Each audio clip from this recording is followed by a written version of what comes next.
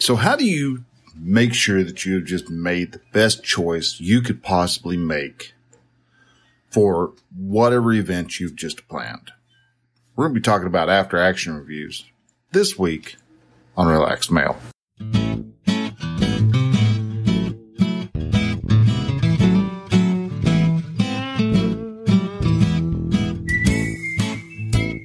Hello and welcome to Relaxed Male, a podcast that helps men change their relationship with themselves. I am your host, Brian, and I am a men's life and mindset coach who is here to help you understand that you don't have to suffer at your own expense. You can live your dream, and I encourage you to set, then pursue your goals. So join me as I change the mindset and attitudes of men so that they can be the leaders of their families and their destinies. Hello, men, and welcome to Relaxed Male Podcast, a show that will help change the mindset of men and show them what they are capable of achieving.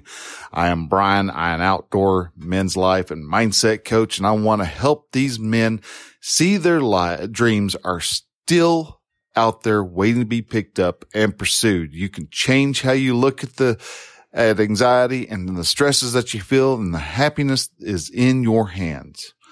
So today, we're talking about after action review. Now, this is something that is actually fairly important for people to address. And that is because if you don't have an after action review, if you don't look at each event that you face, and then once you're done looking at that, going through that event, and if you're not finishing it up with an after action review, you might learn some stuff, but you're more likely to learn and understand where you're succeeding and where you're needing to improve if you do perform an after action review. And this can be applied anywhere from driving to work to, you can look at that and see if there's ways that you can become more efficient and better at at getting from place A to place B. Or you can, if you happen to have an argument with your wife, I mean, it's another great reason to use an after action review. Now, an after action review is nothing new. This has been around for a very long time. A lot of people in the military know what an after action review, because a lot of soldiers and a lot of folks who've been in the military do this very same thing. Once they get finished with something happens, they always have an after action review. A lot of times it might even be called a debriefing. Now, an after action review is very simple. I've taken it and I have 3 questions that I ask myself whenever I get finished doing something. I get finished recording a podcast. I usually run through these questions because I'm trying to improve it, but second, it helps me to see where my weaknesses are. Right now there are a whole lot of weaknesses. Writing a blog post afterwards, I go through and I look at it, and one of the big things I haven't yet learned, I don't know why, but I need to do more of a better read a couple of days after I've written the blog post, because I'll go through there and all of a sudden words that seem to sound perfect in my mind as I wrote them out have somehow magically swapped around, jumbled up, and become a garbled mess. So what is an after action review? Like I said, I've got it boiled down to 3 questions. I ask myself these questions, and I try to be as honest about it as I possibly can. The questions are, what did I do good? What did I do wrong? And where can I improve? You can also follow that up with, what did I learn? So you can actually ask yourself 4 questions, and you'll be pretty solid with that, with asking those questions. Say you have an argument with your wife for whatever reason. Ask yourself, well, what did I do good? Well, I sat and I listened to what she had to say. What did I do wrong? I jumped to my own conclusions before she finished. What needs to be improved? Keeping my mouth shut and knowing that I don't have to go off and fix absolutely everything that is wrong when she's talking. So lesson learned. I need to work on my listening skills. Now you can apply that whole process, like I said, to any event. Say, let's take 2019. You can actually apply the after action review to any, like I said, any event. One event might be, this past year. So 2019, I usually apply, a review to how I performed with my goals. This year I had an assortment of goals. And in all reality, I can actually look at it and I could actually say I failed on every single goal. And at the base of it, if you boiled it all the way down, yeah, you're right. I failed at every possible point on of every goal that I made. Some of the goals was I was wanting to have 100 visitors a day for 30 days. 30 days in a row. Did that happen? Nope. Didn't happen. Another one being that I was going to get my fence repaired. Did I? Nope. As a matter of fact, it looks even worse now than it did before. I was going to have 12 camping equipment reviews to put up on the YouTube channel. Did I get that? No, but I got a lot closer than if I hadn't even tried.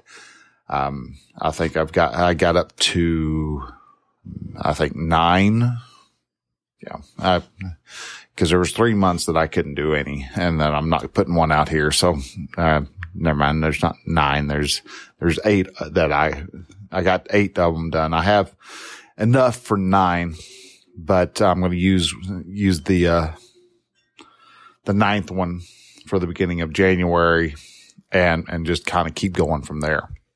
A couple other reviews that I actually a couple of other, goals that I had set that I didn't actually achieve was one. I was going to go camping 6 times this year. I got 5, almost there, but didn't quite. And another one was I was going to walk and review 4 hiking trails. I didn't get 1 review done on that. That told me that reviewing hiking trails just really not top of my priority, not something that I truly and absolutely want to do. And that's absolutely fine. I don't have to, that might be something that I tackle at a later date when I have a little bit more free time, or what I perceive to be free time. But at the moment, I have got my calendar full with blog posts and videos and podcasts to make. So that's what we're doing as of now. Those are the more higher priorities than doing a review of a hiking trail. So there was a lot of other, no, there's not a lot. There's several other, reviews, and you can actually see the list of reviews. Why am I stuck on reviews? There's a few other goals that I had set that I didn't mention on here, and you can actually find those over over at the website, relaxedmale.com. But because I apply the after action review to those goals once around this time of year, I can see that what did I do good? I hit 100 visitors, over 100 visitors 2 times, this year. There were 2 spikes. One was like 150 something. Another one was like 125 in that area. Just after I released a particular blog post, boom, and then boom again. And they were within just 2 or 3 months of each other. And then this month I actually had 2 days in a row that there was either, I think 48 visitors, but they hit, and there was like 48 visitors that I came through. So 2 days in a row that I had a lot of people come by, and I wouldn't have been able to make that if I hadn't been pushing to try to get 100 visitors for 30 days. So what did I do bad? I could have tried a couple other channels to acquire some more visitors. Really probably could have, I could have used Twitter more. I used to be a big fan of Twitter, and these days Twitter's just not something that I find, productive anymore. I mean, you can find a lot of good people to talk with and have conversations with. And, that's probably going to be something I work on more this next year is, rebuilding my Twitter game. But I'm also, looking at getting into TikTok a little bit more. I'm trying to see if I can understand the medium a bit, because I'm not 100% sure how I'm going to work that into my social media strategy, but I believe TikTok's going to be in the mix now. So lessons learned. I learned it is possible to get over 100 visitors a day. I need a few more of those to see if I can figure out what the similarity is between everything, so that I can actually start honing in even more as to what to try to bring some more people in, figure out what the actual key for my audience is. What's everybody looking for? What are they needing to know that I could, what type of knowledge can I provide to them? So that's one of the things that I've learned. 12 camping products. What was good? I got 8 products reviewed. And those reviews are the more popular videos that I post up on YouTube for my channel, not across all of YouTube. For my channel, that's actually kind of the lead magnet if you want for my channel. I get more people to go there and then bounce around to other videos than people just going there to find out about what after action reviews are. I like the fact that I bring people in because of that. So what did I do good? I did the videos. What did I do bad? I didn't take into effect that the oil field was going to dry up like it did this year. Holy smokes, did that thing just disappear out of nowhere.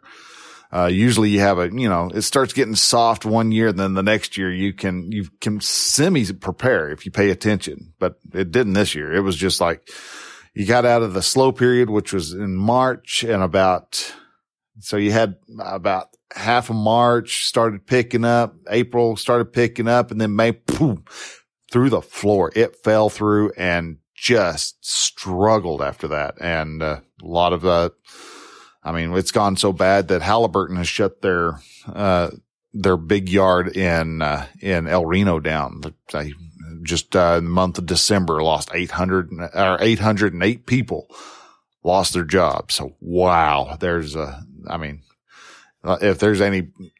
that doesn't speak volumes to you that the oil field is drying up, and the oil field, not that it's going to go away, it'll come back.